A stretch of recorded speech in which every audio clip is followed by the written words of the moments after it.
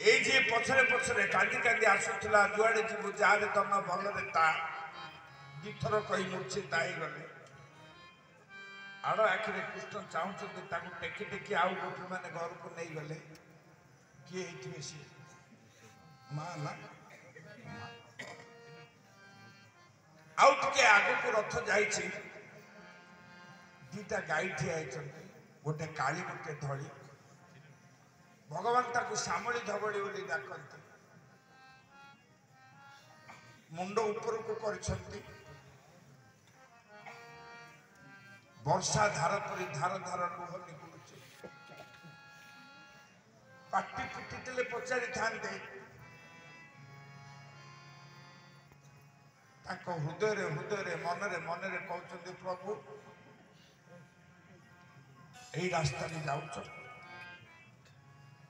କେବେ ଆସିବ? କିନ୍ତୁ ପାଟି ଫିଟୁନି ଗାଈ ମାନଙ୍କର। କର୍ତ୍ତବ୍ୟର ଆହ୍ୱାନ ଭଗବାନ କଲେ। ରଥ ଆଗକୁ ଆଗକୁ ମାଡ଼ି ଚାଲିଛି।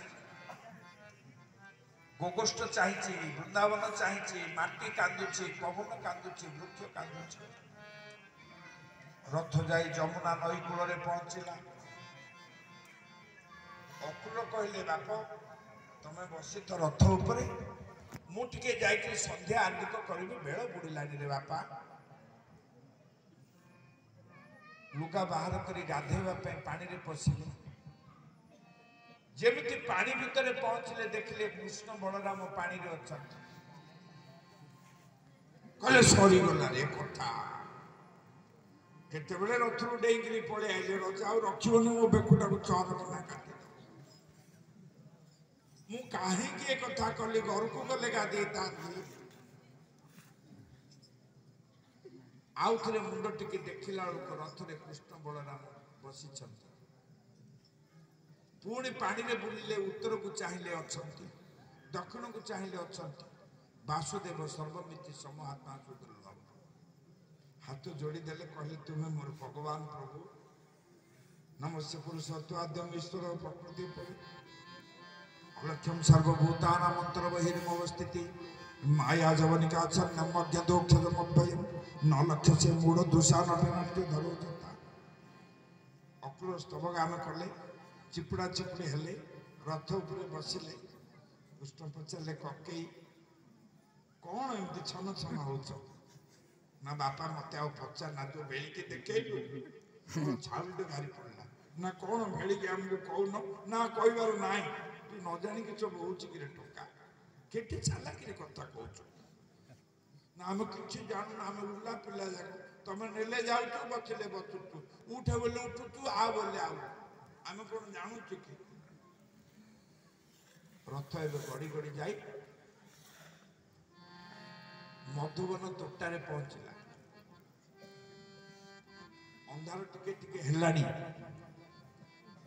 ଅକ୍ରୁର କହିଲେ, କୃଷ୍ଣ ବଳରାମ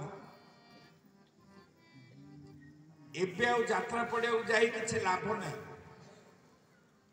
ଚାଲ ଏ ରାତିଟା ଆମ ଘରେ ରହିଯିବ। ସକାଳୁ ମୁଁ ରଥରେ ବସେଇ ବସେଇ ନେଇଯିବି। କୃଷ୍ଣ କହିଲେ, କକେଇ ଇଆଡେ ଟିକେ ଅନ୍ନ ପଛକୁ। କେତେ ଗୌଡ଼ ପିଲା ଆସୁଛନ୍ତି। କିଏ ମାର ଶାଢୀ କାଟିକିରି ପିନ୍ଧିଛି, କିଏ ବାପାର ସାର୍ଟକୁ ପିନ୍ଧିଛି, ତାଙ୍କର ପ୍ୟାଣ୍ଟ ସାର୍ଟ ନାହିଁ କି ଲୁଗାପଟା ନାହିଁ। ଇଏ ସବୁ ଯାକ ଯଦି ତମ ଘରକୁ ଯିବେ, ଜାଗା ହବ ନା, ଗୋଡ଼ ହାତ ଖସିଯିବ, ପଡ଼ି ମରିଯିବେ। କକେଇ ତମେ ଯାଅ, କଥା ଦଉଛୁ, ଆମେ ଆସିଛୁ।